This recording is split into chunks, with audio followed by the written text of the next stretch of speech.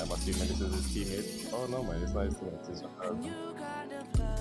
I don't know if it's his teammate. Genetically altered, enough of love life. Oh, these are really nice. Okay, I just can't find the really nice bit, I guess.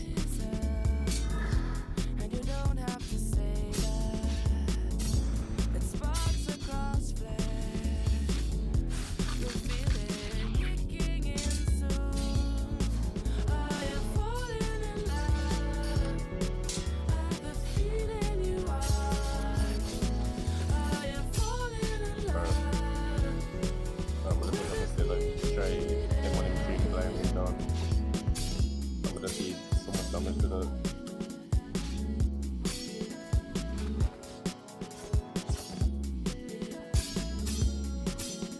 No, I get very fortunate again.